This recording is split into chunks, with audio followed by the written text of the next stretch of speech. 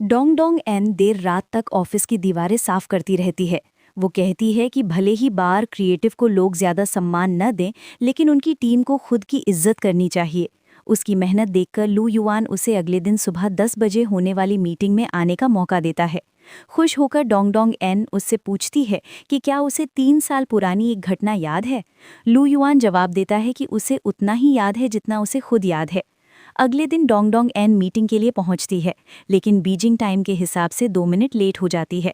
लू युआन उसे सख्त चेतावनी देता है कि अगर ऐसा दोबारा हुआ तो बार क्रिएटिव को बाहर कर दिया जाएगा। तभी जूली बताती है कि लू युआन जानबूझकर अपनी घड़ी 10 मिनट आगे रखता है। थोड़ा अजीब हालात के बाद लू युआन मीटिंग शुरू करता है।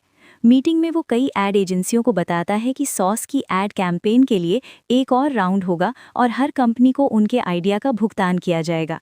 पहले सभी परेशान होते हैं, लेकिन पैसे की बात सुनकर सब राजी हो जाते हैं। बार क्रिएटिव की टीम भी पूरी ताकत से काम में लग जाती है, खासकर तब जब उनके बॉस उन्हें इनाम का लालच देते हैं। डोंग डोंग एन का आइडिया होता है कि कॉलेज स्टूडेंट्स को टारगेट किया जाए और पुराने ट्रेंड को नए अंदाज में दिखाया जाए। लेकिन लू युआन हर बार उनके काम में कमी निकालता रहता है। कभी कहता है फोकस साफ नहीं है, कभी रंग ठीक नहीं है, कभी डिटेल्स कम है। लगातार बदलावों से टीम पूरी तरह थक जाती है। जब एक बार उन्हें लगता है कि उन्होंने बेहतरीन काम कर लिया है, तब भी लू युआन का रिएक्शन ठंडा रहता है। परेशान होकर टीम तय करती है कि अब और बदलाव नहीं करेगी। उसी समय डोंग डोंग एन को अफवाह सुनने को मिलती है कि कॉन्ट्रैक्ट पहले से ही किसी दूसरी कंपनी को देने का फैसला हो चुका है। ये सुनकर उसे बहुत गुस्सा आता है और वो लू युआन को दिल ही दिल में बेहद बेरहम इंसान मानने लगती है। इसी बीच लू युआन के दोस्त उससे मजाक करते हैं कि उसका स्वभाव बदल रहा है और वो अब कॉफ़ी में चीनी डालने लगा है। दूसरी तरफ बार क्रिएटिव की टीम भी क्लाइंट की उलझन से परेशान होकर अपनी भड़ास निकालती है। तभी डोंग डोंग एन को लू युआन की माँ का मैसेज आता है, जिसमें वो उसे मिलने बुलाती हैं। यहीं से डोंग डोंग एन के दिमाग में एक प्लान आता है। अस्पताल में बातचीत के दौरान डोंग डोंग एन जानबूझकर फ़ोन पर ये बात बोल देती है कि महंगा कॉन्ट्रैक्ट किसी दूसरी कंपनी को मिलने वाला है। ये सुनकर लू युआन की माँ नाराज़ हो जाती हैं और अपने बेटे को बुलाकर डांटती हैं। लू युआन शांति से उन्हें समझाता है कि अभी कोई फैसला नहीं हुआ है और वो सबसे अच्छा आइडिया चुनना चाहता है। माँ के जाने के बाद लू युआन डोंग डोंग एन को साफ साफ बताता है कि उनकी टीम के काम में गहराई की कमी है। वो सलाह देता है कि कॉलेज स्टूडेंट्स की पसंद को और अच्छे से समझा जाए और ये भी साफ करता है कि दूसरी कंपनी पहले से नहीं चुनी गई है। इस बार बार क्रिएटिव को सही दिशा मिल जाती है। टीम पूरी मेहनत से दोबारा काम करती है। डोंग डोंग एन रात को नया प्रपोजल देने पियोनी कॉरपोरेशन पहुंचती है। तभी अचानक बिजली चली जाती है और वो लू युआन को अंधेरे में अकेला पाती है। उसे पता चलता है कि लू युआन को अंधेरे से डर लगता है और वो खुद को शांत रखने के लिए गाना गुनगुना रहा होता है।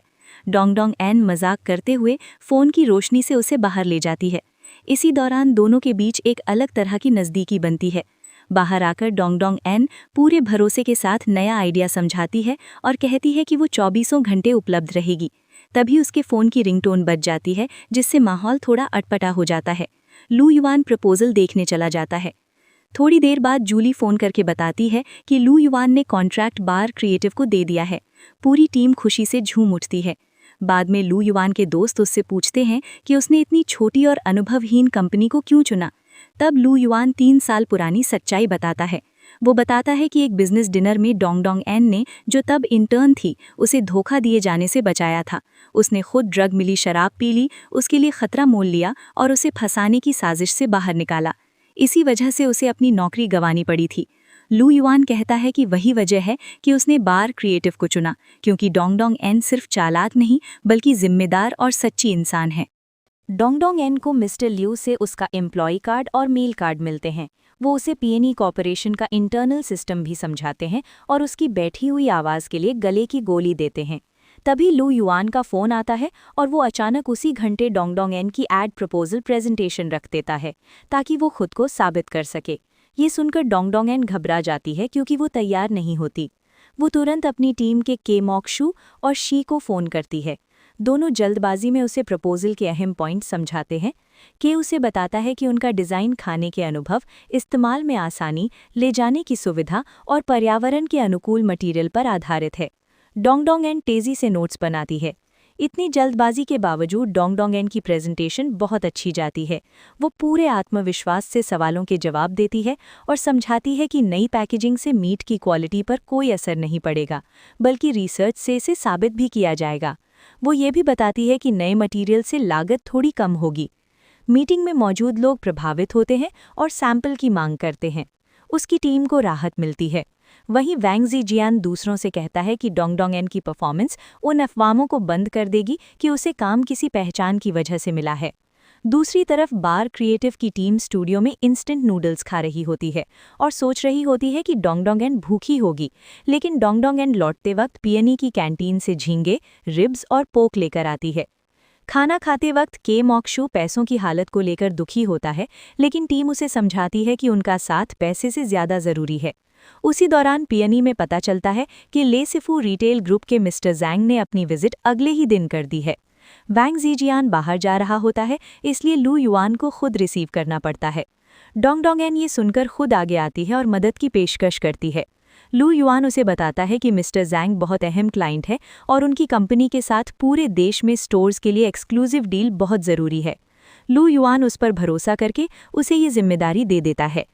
अगले दिन पता चलता है कि मिस्टर जैंग एयरपोर्ट की जगह बस स्टेशन पहुंच रहे हैं। वहां उनकी मुलाकात एक बेहद सादे स्वभाव वाले इंसान से होती है। रास्ते में वो घर के बने अचार गिफ्ट करता है और लू युआन की मां की तबीयत पूछता है। जब अचार का बैग लीक होने लगता है तो डोंगडोंगेन तुरंत मजबूत बैग देकर उसे संभाल लेती है, जिससे मिस्टर जैंग काफ़ी इम्प्रेस हो जाता है। रेस्टोरेंट पहुंचकर वहां सैंगजियो ग्रुप का सू ची भी मिल जाता है, जिसे मिस्टर जैंग ने बुलाया होता है। माहौल में मुकाबला शुरू हो जाता है। सू ची ज़्यादा कमीशन ऑफर करता है, लेकिन लू युआन उसे रिस्की बताता है और पियोनी की लॉन्ग टर्म सोच और फ्री ट्रायल प्रोडक्ट्स की बात करता है। आखिर में मिस्टर जैंग बिजनेस की बात रोककर डोंगडोंगेन की तारीफ करता है और कहता है कि लू युआन बहुत किस्मत वाला बॉस है। बाद में डोंगडोंगेन की बात गलत समझकर लू युआन घबरा जाता है और उसे ढूंढते हुए हॉट स्प्रिंग होटल पहुंच जाता है। वहां वो देखता है कि डोंगडोंगेन और मिस्टर जैंग सिर्फ फुट मसाज ले रहे हैं। तभी डोंगडोंगेन को अपनी दोस्त हाय का फ़ोन आता है, जो उसी होटल में अपने धोखा देने वाले बॉयफ्रेंड डिंग फैन से भिड़ने आई होती है। मिस्टर जैंग खुद इस ड्रामे में दिलचस्पी ले लेता है और लू युआन भी साथ चलता है। वे रूम सर्विस बनकर हाय की मदद करते हैं। जब डिंग फैन बदतमीजी करता है तो लू युआन बीच में आकर उसे रोक देता है। बाद में डोंगडोंगेन हाय को समझाती है कि ऐसे रिश्ते से बाहर निकल जाना ही बेहतर है। इस पूरी घटना के बाद मिस्टर जैंग डोंगडोंगेन से और भी प्रभावित हो जाता है और लू युआन से कहता है कि अब वो पियनी के साथ काम करने पर गंभीरता से विचार करेगा।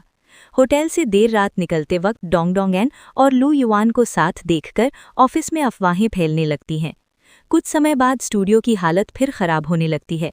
डोंगडोंगेन कॉन्ट्रैक्ट की एडवांस पेमेंट के बारे में फाइनेंस डिपार्टमेंट से पूछती है और उसे लू युआन से बात करने को कहा जाता है। फ़ोन पर लू युआन ठंडे लहजे में कहता है कि कंपनी के नियमों के हिसाब से खुद फॉलो अप करो और कॉल काट देता है।